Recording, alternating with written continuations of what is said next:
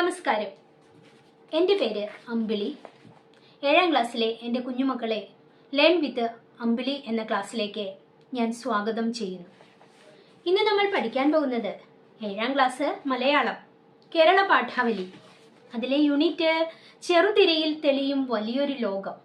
അതിൽ ഉൾപ്പെടുന്ന മുത്തശ്ശി കഥയിലൂടെ എന്ന പാഠമാണ്. കഥ കേൾക്കുന്നത് നിങ്ങൾക്ക് വളരെ ഇഷ്ടമല്ലേ? കുട്ടികൾക്കൊക്കെ വളരെ ഇഷ്ടപ്പെട്ട ഒന്ന് തന്നെയാണ് കഥ കേൾക്കുക എന്നത്. വീടുകളിൽ മുത്തശ്ശിമാരുണ്ടെങ്കിൽ അവരൊക്കെയാണ് പണ്ട് കാലത്ത് കുഞ്ഞുങ്ങൾക്ക് കഥ പറഞ്ഞു കൊടുത്തുകൊണ്ടിരുന്നത്. ഇന്ന് ആ ശീലമൊക്കെ മാറിയിട്ടുണ്ട്. മുത്തശ്ശിമാർ കഥ പറഞ്ഞു കൊടുക്കുമ്പോൾ കുഞ്ഞുങ്ങളെ പേടിപ്പിക്കുന്ന കഥകൾ, രസിപ്പിക്കുന്ന കഥകൾ എല്ലാം പറഞ്ഞു കൊടുക്കും. രാത്രിയിൽ ആ കഥ കേട്ടുകൊണ്ട് അങ്ങനെ അവർ അറിയാതെ ഉറങ്ങിപ്പോകും. അങ്ങനെ മുത്തശ്ശിമാർ പറഞ്ഞു കൊടുക്കുന്ന ഒരു കഥയിലെ കഥാപാത്രമാണ് കുമ്മാട്ടി. ആ കുമ്മാട്ടിയെ അടിസ്ഥാനമാക്കിയിട്ടുള്ള ഒരു പാഠഭാഗമാണ് നമ്മൾ പഠിക്കാൻ പോകുന്നത്. മലയാള സിനിമ അതിനെ ദേശീയ അന്തർദേശീയ തലത്തിലേക്ക് എത്തിച്ച ഒരു സംവിധായകനാണ് ജി അരവിന്ദൻ. കേട്ടിട്ടുണ്ടോ? അദ്ദേഹത്തിൻ്റെതായിട്ട് നിരവധി ചലച്ചിത്രങ്ങൾ നമുക്ക് ലഭ്യമായിട്ടുണ്ട്. അവയിൽ പലതിനും അനേകം പുരസ്കാരങ്ങളും ലഭിച്ചിട്ടുണ്ട്. ഉത്തരായനം, കാഞ്ചനസീത, വാസ്തുഹാര, ചിദംബരം, ഒരിടത്ത്, അങ്ങനെ നീണ്ടുപോകുന്നു അദ്ദേഹത്തിൻ്റെ സിനിമകൾ. അദ്ദേഹം സംവിധാനം ചെയ്ത കുമ്മാട്ടി എന്ന സിനിമ, ഇത് കുട്ടികളുടെ ഒരു സിനിമയാണ്. കുട്ടികൾക്ക് വേണ്ടിയിട്ടാണ് അദ്ദേഹം ആ സിനിമ ചെയ്തിരിക്കുന്നത്. ഇതിന്റെ കഥ എഴുതിയിരിക്കുന്നതും ഇതിലെ പാട്ടുകൾ എഴുതിയിരിക്കുന്നതും മലയാളത്തിലെ വളരെ പ്രശസ്തനായ നാടകകൃത്തും നാടകാചാര്യനുമായ കാവാലം നാരായണ പണിക്കരാണ്. 1979 കേരള സർക്കാരിന്റെ ഏറ്റവും നല്ല കുട്ടികളുടെ ചലച്ചിത്രത്തിനുള്ള പുരസ്കാരം കുമ്മാട്ടി എന്ന സിനിമയ്ക്ക് ലഭ്യമായിട്ടുണ്ട്. നമ്മൾ ആ സിനിമയിലെ ഒരു പാട്ട്, കാവാലം നാരായണ പണിക്കർ എഴുതിയ ഒരു പാട്ട്, ഒരു ഗാനം, അതാണ് ഇവിടെ ഇന്ന് പഠിക്കാനായിട്ട് പോകുന്നത്. പാട്ടിലേക്ക് കടക്കുന്നതിന് മുൻപായിട്ട് എന്താണ് കുമ്മാട്ടി എന്ന സിനിമ എന്ന് നമുക്കൊന്ന് നോക്കാം. കുമ്മാട്ടി എന്ന സിനിമ ചിണ്ടൻ എന്ന ചെറിയ ഒരു കുട്ടിയുടെ മനസ്സിലൂടെ പോകുന്നതാണ്. വസന്തം വർഷത്തിൽ ഒരിക്കലല്ലേ വരാറുള്ളൂ, വസന്തകാലം. അതുപോലെ കുമ്മാട്ടിയും വർഷത്തിൽ ഒരിക്കലാണ് നാട്ടിലെത്തുക. ഇതൊരു വിശ്വാസമാണ്. പൂക്കളൊക്കെ നിറഞ്ഞു നിൽക്കുന്ന, നല്ല പച്ച വിരിച്ചു കിടക്കുന്ന കുന്നിറങ്ങി അങ്ങനെ കുമ്മാട്ടി വരും. കുമ്മാട്ടിയെ കാണുമ്പോൾ, കുമ്മാട്ടി പാട്ടൊക്കെ പാടിയാണ് ഇങ്ങനെ വരുന്നത്. കുമ്മാട്ടി മലയിറങ്ങി വരുമ്പോൾ കുട്ടികൾ ഓടിച്ചെല്ലും കുമ്മാട്ടിയോടൊപ്പം കളിക്കാനായിട്ട്. കുമ്മാട്ടി അവരോടൊപ്പം കളിക്കും. ഇതിനിടയിൽ മന്ത്രം ചൊല്ലി ഈ കുട്ടികളെയൊക്കെ കുമ്മാട്ടി മൃഗങ്ങളാക്കി മാറ്റും. അങ്ങനെ മൃഗങ്ങളായ കുട്ടികളുടെ കൂടെയാണ് കുമ്മാട്ടി കളിക്കുക. വൈകുന്നേരം ആകുമ്പോഴേക്കും കുമ്മാട്ടിക്ക് മടങ്ങിപ്പോകണം. ആ സമയത്ത് കുമ്മാട്ടി മൃഗങ്ങളാക്കിയ കുട്ടികളെയെല്ലാം വീണ്ടും പഴയ രൂപത്തിലാക്കും. ഇതാണ് പതിവ്. അന്ന് പതിവ് പോലെ കുമ്മാട്ടി വന്നു. നമ്മുടെ ചിണ്ടനും കളിക്കാൻ കൂടിയിട്ടുണ്ട്. ചിണ്ടനെ കുമ്മാട്ടി ഒരു പട്ടിയാക്കിയാണ് മാറ്റിയിരിക്കുന്നത്, ഒരു ചെറിയ പട്ടിക്കുട്ടി. അങ്ങനെ കളിച്ചുകൊണ്ടിരിക്കുന്നതിനിടയിൽ നമ്മുടെ ചിണ്ടൻ, ഈ പട്ടിക്കുട്ടിയായ ചിണ്ടൻ മറ്റു പട്ടികളുടെ കൂടെ കൂടിയിട്ട് അവിടെ നിന്നും അപ്രത്യക്ഷനാവുകയാണ്. വൈകുന്നേരമായി. കുമ്മാട്ടി ഇതൊന്നും അറിയുന്നില്ല. മൃഗങ്ങളാക്കിയ കുട്ടികളെയെല്ലാം മനുഷ്യരൂപത്തിലാക്കിയിട്ട് കുമ്മാട്ടി മടങ്ങിപ്പോകുന്നു. നമ്മുടെ ചിണ്ടൻ എവിടെ? അവൻ മനുഷ്യക്കുട്ടിയായോ? ഇല്ല. അവൻ എവിടെയൊക്കെയോ അലഞ്ഞു തിരിഞ്ഞ് അങ്ങനെ ഒരു നഗരത്തിൽ എത്തിച്ചേരുന്നു. നഗരത്തിലൂടെ നടക്കുന്ന ആ നായയെ കണ്ടിട്ട് അവിടെയുള്ള ഒരാൾ അയാളുടെ വീട്ടിൽ ചങ്ങലയിൽ ബന്ധിക്കുകയാണ്. ആ ചങ്ങലയിൽ കിടന്നുകൊണ്ട് അവൻ വളരെയധികം ബുദ്ധിമുട്ടുന്നുണ്ട്. ഒടുവിൽ ആ വീട്ടുകാർ മനസ്സിലാക്കുകയാണ് ഈ നായക്കുട്ടി ഒരു നല്ല ഇനത്തിൽപ്പെട്ടതല്ല, നാടനാണ്, അതുകൊണ്ട് അവർക്ക് അതിനെ വേണ്ട. അങ്ങനെ ആ ചങ്ങലയിൽ നിന്നും നമ്മുടെ ചിണ്ടനെ മോചിപ്പിക്കുന്നു. അവൻ വളരെ കഷ്ടപ്പെട്ട് എങ്ങനെയൊക്കെയോ അവൻ്റെ ഗ്രാമത്തിൽ തിരിച്ചെത്തുന്നു, അവൻ്റെ വീട്ടിലെത്തുന്നു. അവൻ്റെ രൂപം എന്താണ്? നായയുടെ രൂപം, പട്ടിയുടെ രൂപം. ആർക്കെങ്കിലും അവനെ തിരിച്ചറിയാൻ സാധിക്കുമോ? ഇല്ല എന്നാണ് നമ്മുടെ ഉത്തരം. പക്ഷേ അവൻ്റെ അമ്മയ്ക്ക്, അവൻ സ്നേഹിച്ച് വളർത്തുന്ന ഒരു കൂട്ടിലടച്ച തത്തയുണ്ട്. ആ തത്തയ്ക്ക് ഈ വന്നിരിക്കുന്ന നായ തങ്ങളുടെ ചിണ്ടനാണെന്ന് മനസ്സിലാകുന്നുണ്ട്. പക്ഷെ എന്ത് ചെയ്യാം? മനുഷ്യനാക്കാൻ അവർക്ക് കഴിവുണ്ടോ? ഇല്ല. ആ അമ്മ അവൻ്റെ അനുജത്തിയോടൊപ്പം ചോറ് വാരി നായയായ ചിണ്ടന് നൽകുന്ന രംഗങ്ങളൊക്കെ നമ്മുടെ മനസ്സിൽ വേദനയുണ്ടാക്കുന്നതാണ്. അമ്മ പ്രാർത്ഥിക്കുകയും വഴിപാടുകൾ കഴിക്കുകയും ഒക്കെ ചെയ്യുന്നുണ്ട്, എൻ്റെ ചിണ്ടനെ എനിക്ക് പഴയ രൂപത്തിൽ കിട്ടണേ എന്ന് പറഞ്ഞ്. അങ്ങനെ ഒരു വർഷമായി. ചിണ്ടൻ കാതോർത്തിരിക്കുകയാണ് കുമ്മാട്ടി എപ്പോഴാണ് വരുന്നത്. അങ്ങനെ ഇരുന്നപ്പോഴിതാ കുമ്മാട്ടി വരുന്നു. മലയിറങ്ങി വരുന്ന കുമ്മാട്ടിയെ കണ്ട് ചിണ്ടൻ ഓടി ചെല്ലുകയാണ്. തൻ്റെ സമീപത്തെത്തിയ ചിണ്ടനെ കണ്ടപ്പോൾ കുമ്മാട്ടിക്ക് ദുഃഖവും കുറ്റബോധവും എല്ലാം ഉണ്ടാകുന്നു. താൻ കാരണം ഈ ചിണ്ടൻ എന്ന ചെറിയ ബാലൻ ഇതാ ഒരു നായയായിട്ട് ജീവിതത്തിൽ കഷ്ടപ്പെട്ട് കഴിയേണ്ടി വന്നിരിക്കുന്നു. കുമ്മാട്ടി അവനെ കെട്ടിപ്പിടിച്ച് അവനെ അനുഗ്രഹിക്കുകയും അവനെ ആ ചിണ്ടനാക്കി മാറ്റുകയും ചെയ്യുന്നു. അങ്ങനെ എല്ലാവരും ഈ അത്ഭുത കാഴ്ച കണ്ട്, അവിടെ കൂടിയ ഒരുപാട് ആളുകൾ അപ്പോഴേക്കും കൂടിയിരുന്നു, അവരെല്ലാം ഇത് കണ്ട് അത്ഭുത പരതന്ത്രരാവുകയാണ്. തിരിച്ചു വീട്ടിലെത്തുന്ന ചിണ്ടൻ ആദ്യം ചെയ്യുന്നത് എന്താണ്? ആ കൂട്ടിലടച്ച താൻ ഓമനിച്ചു വളർത്തുന്ന തൻ്റെ തത്തയെ തുറന്നു വിടുകയാണ്. കാരണം ഒരു ചങ്ങലയിൽ ബന്ധിതനായി കിടന്നപ്പോൾ ആ ബന്ധനത്തിന്റെ ബുദ്ധിമുട്ടുകൾ അവൻ അനുഭവിച്ചിരുന്നു. ഇവിടെ കൂട്ടിലടച്ച തത്തയും ബന്ധനത്തിലാണല്ലോ, അതുകൊണ്ടാണ് അതിനെ സ്വതന്ത്രയാക്കിയത്. അങ്ങനെ ആകാശത്തിലൂടെ സ്വതന്ത്രമായി പറന്നു നടക്കുന്ന പക്ഷികളിലൂടെ ആ സിനിമ, പക്ഷികളെ കാണിച്ചുകൊണ്ട് ആ സിനിമ അവസാനിക്കുകയാണ്. അതിമനോഹരമായ ഒരു ചലച്ചിത്രം. കുട്ടികളായ നിങ്ങൾ ഈ ചലച്ചിത്രം കാണാനായിട്ട്, കുമ്മാട്ടി എന്ന സിനിമ കാണാനായിട്ട് ഒന്ന് ശ്രമിക്കുക. കുമ്മാട്ടിക്കളി നിലവിലുണ്ട് കേരളത്തിൽ. വടക്കൻ കേരളത്തിലാണ് അത് നിലവിലുള്ളത്. പ്രധാനമായിട്ടും തൃശ്ശൂർ, പാലക്കാട്, വയനാട് എന്നീ ജില്ലകളിലാണ് ഈ കലാരൂപം, ഈ നാടൻ കലാരൂപം കാണാൻ സാധിക്കുക. ഇത്രയുമാണ് കുമ്മാട്ടി എന്ന കലാരൂപത്തെക്കുറിച്ചും ചലച്ചിത്രത്തെക്കുറിച്ചും എല്ലാം എനിക്ക് പറഞ്ഞു തരാനുള്ളത്. ഇനി നമുക്ക് ഈ പാട്ടൊന്ന് പാടിയാലോ? എല്ലാവരും കേൾക്കാൻ ഒന്ന് ചെവി കൂർപ്പിച്ചിരിക്കൂ. മുത്തശ്ശി കഥയിലൂടെ എന്ന ആ പാട്ട്, ആ ഗാനം നമുക്കൊന്ന് ചൊല്ലാം. മാനത്തെ മച്ചോളം തലയെടുത്ത് പാതാളക്കുഴിയോളം പാദം നട്ട് മാലച്ചീല കൂറ ചുറ്റിയ കുമ്മാട്ടി, മുത്തശ്ശി കഥയിലെ കുമ്മാട്ടിയുടെ എഴുന്നള്ളത്ത്. കുമ്മാട്ടി കുമ്മാട്ടി കുമ്മാട്ടി. പൂവിടാം കുന്നിൻ്റെ തോളത്ത് ഭൂമി കാണാൻ വരും കുമ്മാട്ടി.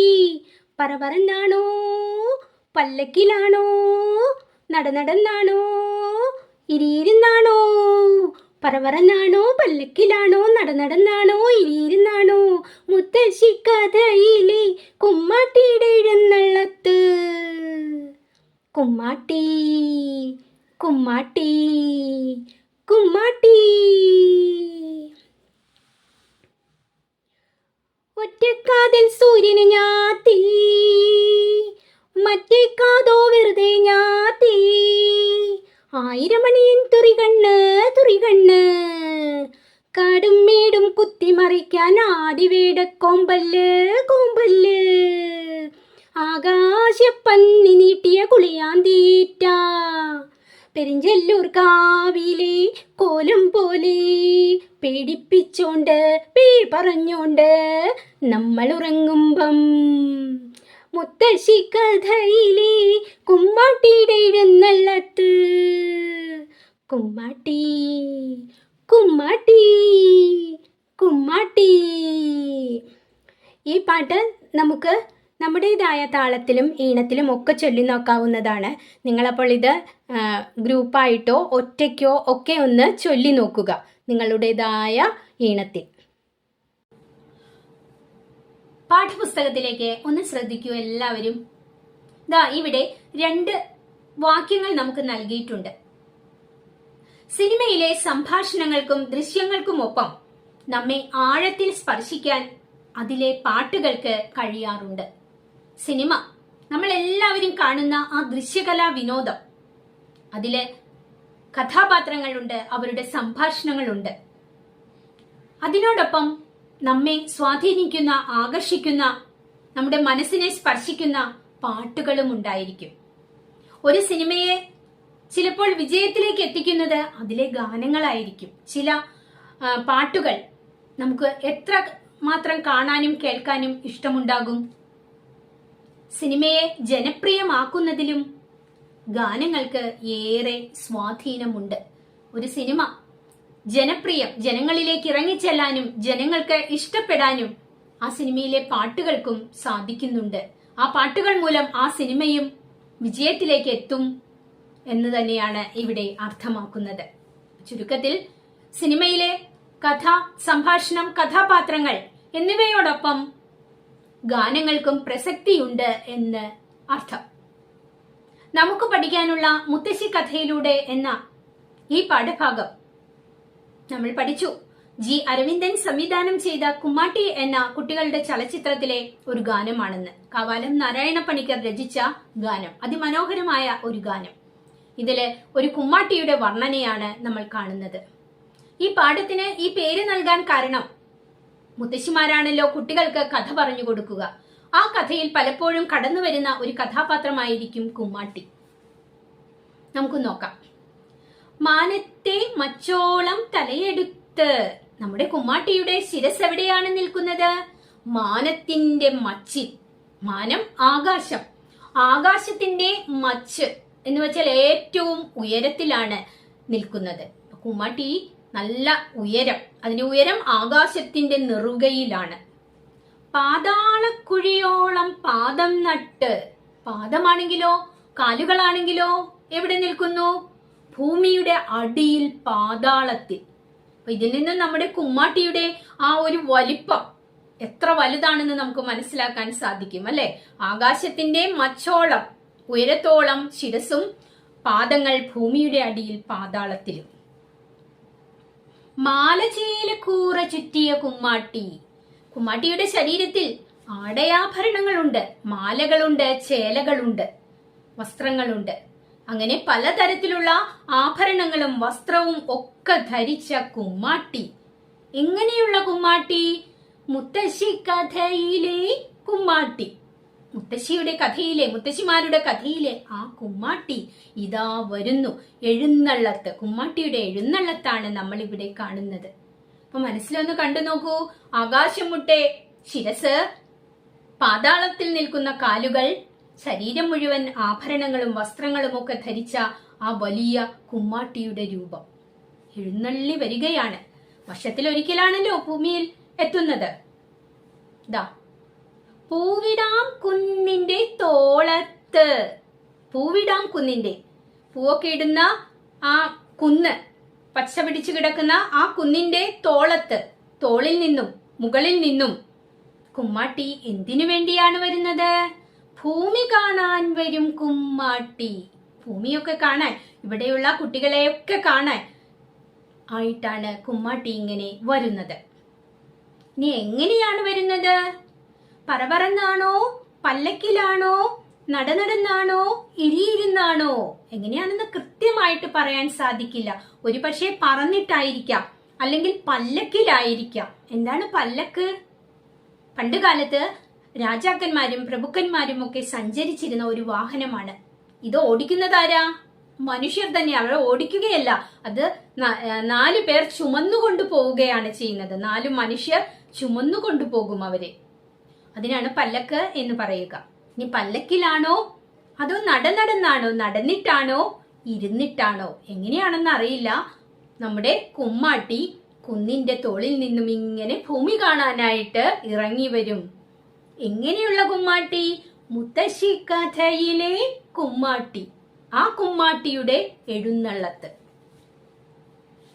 അടുത്തതായിട്ട് നമുക്ക് ആ കുമ്മാട്ടിയുടെ ശരീരം, രൂപം എങ്ങനെയാണെന്നൊന്ന് നോക്കാം. ഒറ്റക്കാതിൽ സൂര്യനെ ഞാത്തി. ഒരു കാതിൽ സൂര്യനെ പോലെ തിളക്കമുള്ള ഒരു ആഭരണം, അതങ്ങനെ ഞാത്തിയിട്ടിട്ടുണ്ട്, തൂക്കിയിട്ടിട്ടുണ്ട്. മറ്റേ കാതോ വെറുതെ ഞാത്തി.